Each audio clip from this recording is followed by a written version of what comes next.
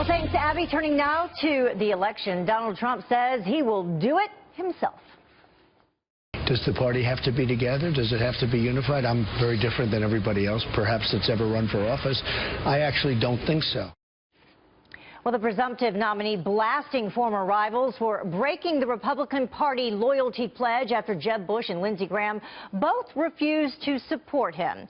Trump now saying that he can beat Hillary Clinton without uniting the party. So can he really do it?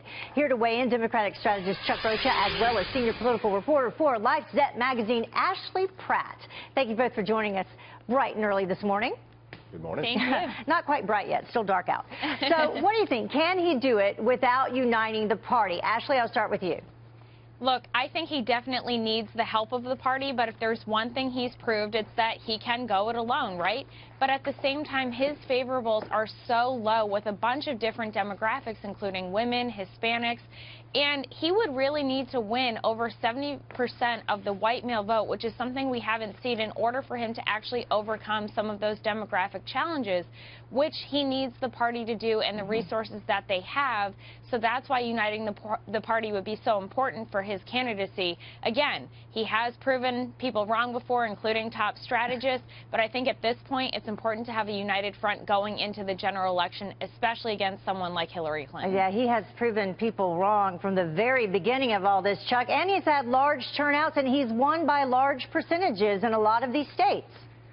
Well, there's one thing for sure. You've seen an uptick in primary voter participation in the Republican Party. Since 2012, it's been a 63% increase over just 4 years ago. So I think he's bringing a lot of new people into the process. As Ashley said, I think she's absolutely right. He's definitely turning people off as well. But there's one thing in this political hemisphere that we talk about is you can't measure what you don't know. And people have no idea how many new people he's going to bring to this process. No matter how many people we all know that he may turn off, he keeps bringing something new to this party. I disagree with lots of his policy, but the politics of him being outside of the box, people don't know how to measure, and so they're going to have a hard time reacting to. Rhode Island, Ohio, he also won a lot of those independent votes in those two states specifically as well.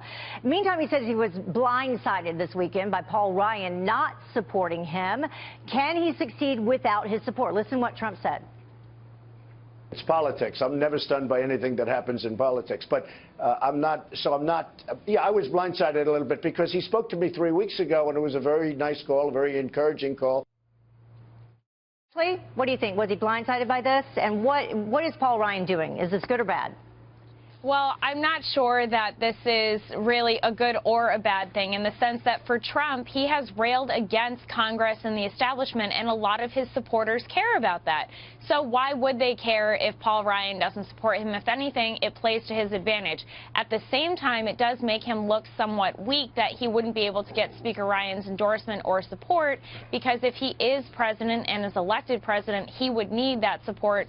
But maybe by that point, if it seems like he's going to win, Speaker Ryan will change his tune. But he needs to be able to work with Congress in order to be an effective president. And I think that's something that conservatives as well as Democrats have railed on different candidates for in the past, is their ability to work with Congress. Yeah. So, again, double-edged sword. Right. He needs to be able to work with Congress, but Congress needs to be willing to work with him. Exactly. So, yeah. So, Chuck, what is going on here? I think you're going to see, oh my God, we're in Washington, D.C. There's a little bit of politics being played here. And what it is Ryan is the Speaker of the House. And the House is, guess what, trying to take care of the House. It's two different elections. As Ashley said, Donald Trump don't need the House, don't need the establishment. And in those base Republican primary turnout congressional districts, they're going to turn out anyway. So I think this is just fodder for the news. And I think this is Ryan kind of positioning himself to make sure he can take care of those down ballot races. And at the end of the day, the Trump train will go on. And it'll go on no matter who gets on or who don't get on. And again, you can't measure what you don't know, and we have no idea how many new people this man's going to bring to the process. Okay, so let's switch over to the Democrats for a moment. Clinton, here's the wrath, to say the very least, of West Virginia coal miners. What does this mean heading into Tuesday's primary? She, originally said that she was going to put coal miners out of business, and now she says that that was taken out of context.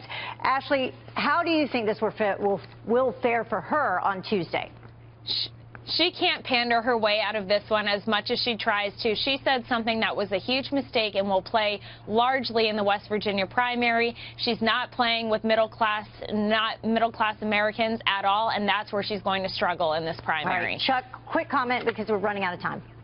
Almost heaven. West Virginia is going in the Bernie Sanders camp all day long. She's got a problem with white men. It's going to haunt her for the rest of this election, I believe. All right. Sanders up 46% to her 40 at this point. Thank you both for joining us this morning. Always like having you here. Thank you.